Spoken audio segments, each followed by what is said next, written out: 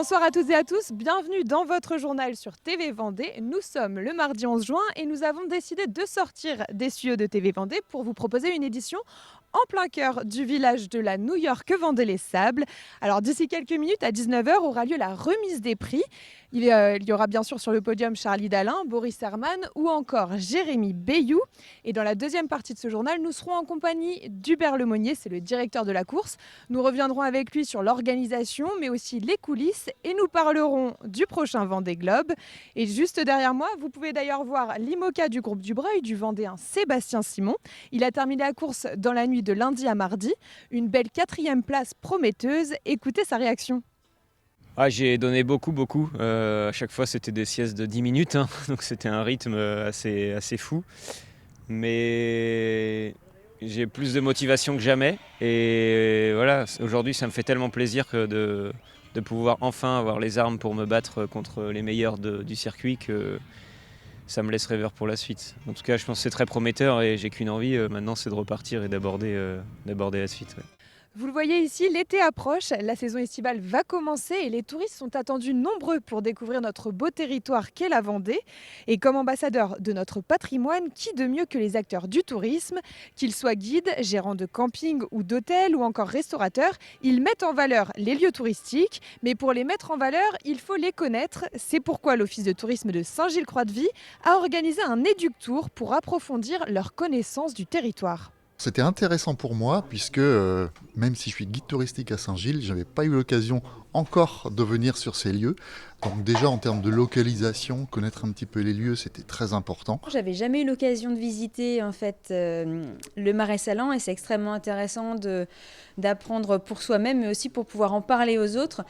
Le tourisme, c'est aussi être capable de promouvoir les autres acteurs locaux. C'est pour montrer qu'on est aussi là en tant que partenaire et qu'on fait les visites des autres sites. On peut en parler aussi, on peut communiquer auprès des touristes. On a des flyers d'Anthony dans nos billetteries et donc on communique aussi sur ce site. Et vous pouvez retrouver l'intégralité de ce reportage signé Kim Bastard sur notre site internet tvvendée.fr. Tout autre sujet, la rénovation énergétique de certains logements devient urgente pour les propriétaires. Alors pour accompagner les bailleurs, une convention vient d'être signée entre l'ADIL Vendée, Habitat et Humanisme et Solia. L'objectif est de les guider vers les aides auxquelles ils peuvent prétendre. En 2025, le premier couperet tombe puisque en Vendée, nous avons 60 000 logements locatifs. 11 000 sont classés en F ou en G. À partir du 1er janvier 2025, les logements classés en G ne pourront plus être loués. Donc il est vraiment important d'agir rapidement. Il y a vraiment urgence à agir. D'où ce consortium A3 en Vendée pour pouvoir diffuser les informations auprès des propriétaires plus rapidement encore sur l'ensemble du territoire vendéen et que les propriétaires puissent effectivement prendre en main les travaux et voir exactement les aides auxquelles ils ont droit. Une semaine, jour pour jour, après le passage de la flamme olympique, l'esprit des JO est toujours présent en Vendée. De nombreuses journées sont organisées dans les écoles pour promouvoir le sport dans les établissements. Au Poirier-sur-Vie, par exemple, au complexe sportif, 1400 élèves venus de 7 écoles privées des alentours ont participé à une journée olympique la semaine dernière. Ils ont également été sensibilisés aux épreuves paralympiques. Là, le thème des Jeux Olympiques ça a été une évidence pour moi de proposer ce projet-là à mes collègues parce qu'on sent une énergie en fait chez les enfants quotidiennement dans nos écoles entre les valeurs, le respect, la différence puisque certains ils ont des élèves handicapés dans leur structure et on sent toujours beaucoup de solidarité dans nos petites écoles du secteur.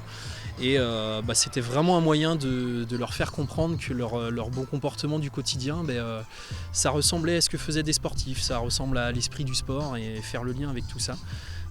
Rencontrons à présent Camille, elle est photographe et elle s'est spécialisée depuis 2 ans dans les photos intimistes liées à la maternité. Elle capture des moments privilégiés entre les parents et leur nouveau-né, un moyen de montrer ce lien unique mais aussi d'aider les mamans à accepter leur corps post-accouchement. Diane Delangle a assisté à une séance photo. Vous pouvez retrouver l'intégralité de ce reportage sur notre site internet tvvendée.fr, mais en attendant, je vous propose d'en découvrir un extrait.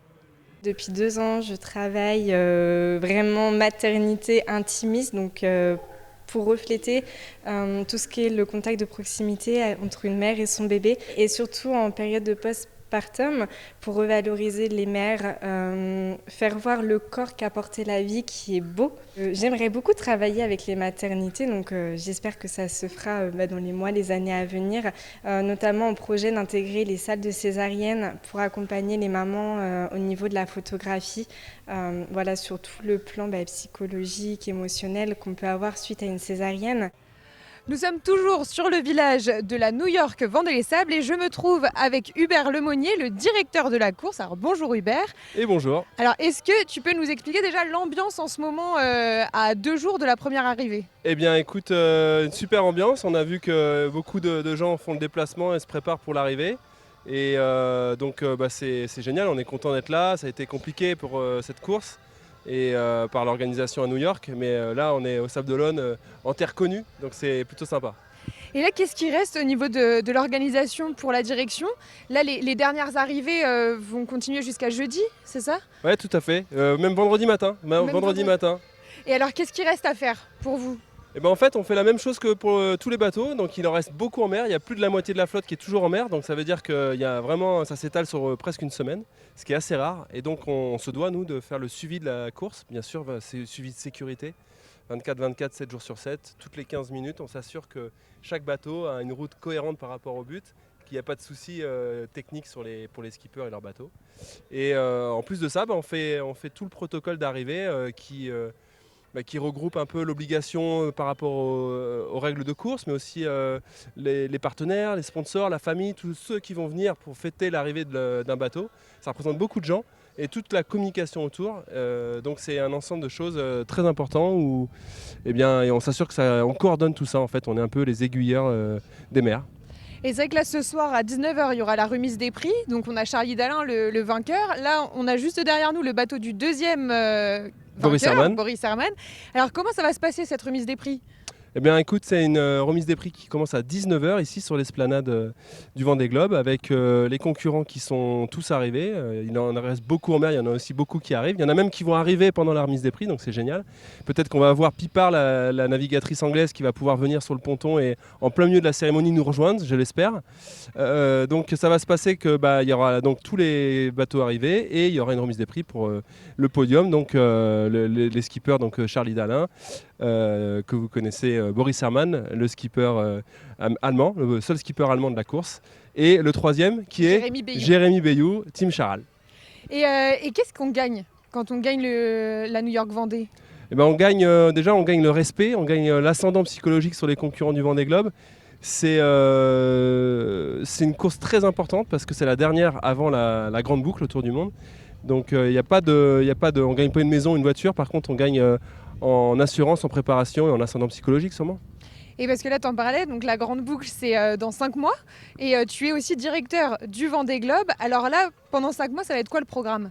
Pendant 3 semaines, faire vivre le village, la sécurité, l'agencement des pontons, tous les bateaux en sécurité ici, les briefings, la préparation météo, etc. Et après, pendant le jour du départ, donc c'est un gros chapitre, l'organisation de la journée du départ en termes de sécurité et de coordination nautique. Et puis ensuite, bien sûr, on va rentrer dans un deuxième mode qui est un peu le début de la course pour nous. C'est-à-dire que comme les bateaux, on est en suivi 24 heures sur 24 de la météo, du parcours, des stratégies, des tactiques, des risques, des dangers sur l'océan, les océans qui vont être traversés. Et ça, jusqu'à l'arrivée du dernier. Donc c'est un long travail. Et on le sait, là, depuis l'arrivée de Charlie Dalin, t'as pas beaucoup dormi, j'imagine, comme toute l'organisation. Ça se voit pas. Mais c'est vrai qu'est-ce qu'il y a une préparation physique aussi pour vous? Parce que c'est pas la même échelle que les skippers, mais vous dormez pas beaucoup. Exactement, c'est marrant parce que je me disais la même chose. Je me dis qu'il faut être vraiment en bonne forme physique quand même parce que c'est éprouvant, parce que physiquement, on est dans les mêmes conditions. Alors certes, ça tape pas et on n'est pas dans un isolement.